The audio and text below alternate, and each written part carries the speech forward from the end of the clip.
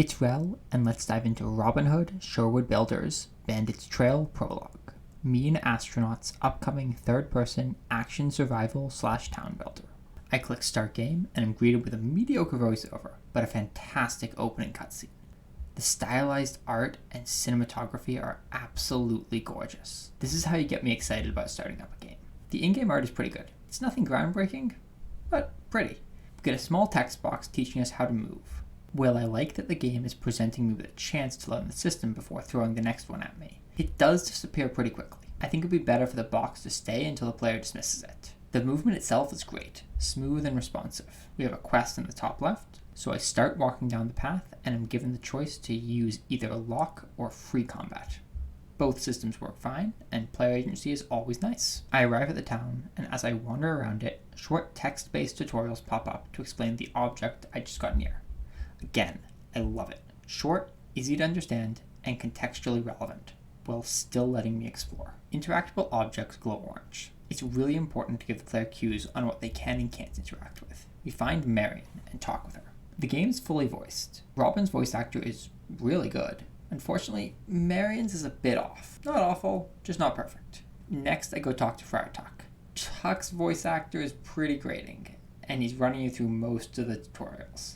I will always appreciate when a game is fully voiced, but it needs to have the ability to turn it off when the player gets tired or annoyed with one or more of the voices. And guess what? It's easy to turn off the voices. Good on you, game. We learn the survival aspects of the game and are required to do them to progress. The game does a great job of having an in-world reason to do this. Robin has been overworking himself, so he needs to eat, drink, and sleep before moving on with the quest. At this point, some other obligations came up and I had to pause. Unfortunately, when I came back, it had reset.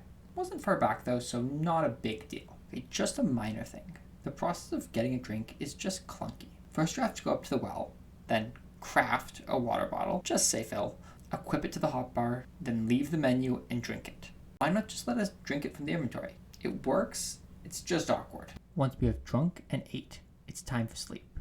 This is our main way to save progress. Also, look at the cute little owl above my bed. Tuck tells us we need to make a bow, so he gives us a bowstring, and our next quest is to gather 15 pine wood. Remember that. It'll be important in a moment. So I run out of town and try to chop the first tree I see, and nothing happens. So I look around and see the tree I actually need to cut is highlighted green when I hold my axe. Yeah, I felt a little silly after that.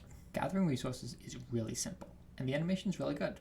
Clearly lots of power behind Robin's swings. There's a system for more efficient swings, but it really just boils down to swing repeatedly. All your items have durability, so make sure you keep enough materials or funds to get another axe. I finish cutting down the tree and get 13 pine. Notice how the quest in the top left isn't complete. But I remember that Tuck told me I need to make a bow, so I check the crafting menu and see I need 10 pine and a bowstring. Great, I've got that. So I make a bow. Little do I know, I just softlocked myself. The quest still shows cutting trees for pine. Easy enough. I cut a few more, but the next quest is to craft a bow, which needs a bowstring, which I already used. Here's me realizing what I've done. I'm gonna try and fix it. So I talk to Tuck, no luck. Maybe we can explore and find one somewhere. The funny part about this is that despite thinking I might have softlocked, this might have been my favorite part of the game. Just exploring is really fun. I find a camp of enemies and shoot one of them in the back. I finish them off with a bow. Another minor grievance. Picking up items off the ground is a pain. They're highlighted when you're far away, but it fades when you're up close. This combined with the tall grass can make it hard to find dropped items. I keep exploring, find a little sniping post, a mysterious stone building. I spot a carriage coming down the road, quickly take up a sniping location, and after a quick cutscene, I prepare to ambush them. I mean, look at how cool this scene is. I mean, aside from me clipping through the wall, I lie in wait and nail the driver as the game zooms in for a slow-mo kill. The rest of the guards haven't detected me, and their AI didn't really know what to do, so I get a free sneak attack before one comes running. I make a bolt for it, knowing the others will be hot in pursuit. I kite them back, but run out of arrows.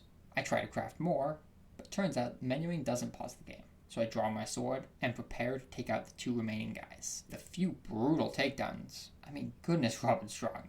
Taking off their heads with a single swing. Now the card is ours. Unfortunately, no bowstring, so let's keep moving. When you shoot an enemy in the leg, they actually start limping for a second. Really nice touch. I keep fighting and find the game doesn't deal well with verticality. I mean, the poor guy's stuck. Well, at least he's got a friend to lend him a hand. Oh, or not. It's a bit immersion breaking that the workers in the mine aren't interactable at all, and don't respond to the fact that I killed all the guards. I decided to give up on my quest for a bowstring and reset. So I walk out of bounds and reload right back at the last time I slept. I run through the bow creation quest correctly this time, and our next job is a hunting quest. While trying to find the deer, I have a bow fight with some archers on raised platforms. I see some deer, so I cross the river to try and catch them. But the water slows me down too much, until one decides to turn around and ride right into me. Nice slow motion takedown for the final shot. Then the deer keeps on running. A second shot easily takes it down, but maybe don't slow motion unless I actually get the kill. I finish gathering the deer meat while a storm rages around me. Then I start sprinting back to camp, only to learn the hard way there is fall damage. Luckily I hit some sort of checkpoint and only lose a little progress. I do have to kill the bandits in the trees again, but this time I do it with style. Just look at the kind of epic moments this game's movement can lead to. I head back to the village and learn about the buildings. I gather a bunch of resources. We have to clear some trees to make room. And if we are this good at taking down trees, why even make me go out and chop the tiny ones? Building is super simple once you have the resources. Just click and place the buildings in an acceptable spot. We go over to meet a traveling merchant, and man, are you okay? I continue on with a few more uneventful building missions, and run into the end of the main missions for the prologue. However, I wasn't done with this one yet. Let's go exploring and hopefully find more quests. There are a few scattered around. My favorite was the one where we got attacked by some tribesmen throwing psychedelics at us. The effects were a nice novelty, though I don't think it would be good to be a main game mechanic. I finally decide to look at the skill tree. It might look a bit complicated, but it's actually really simple. Nice, easy to understand buffs to your choice of game mechanics. I end up exploring and fighting camps of bandits for quite a while. I make sure to try out all the difficulties, and they're all pretty manageable. This is a great start for a prologue. It's not without issues, but nothing that can't be cleaned up for the full release. It's got the survival combat down with a bit of town building and crafting as nice added touches. I'm excited for Robin Hood Sherwood Builders' full release. Thanks for sticking around to the end, and I hope you have a wonderful morning, afternoon, evening, or night.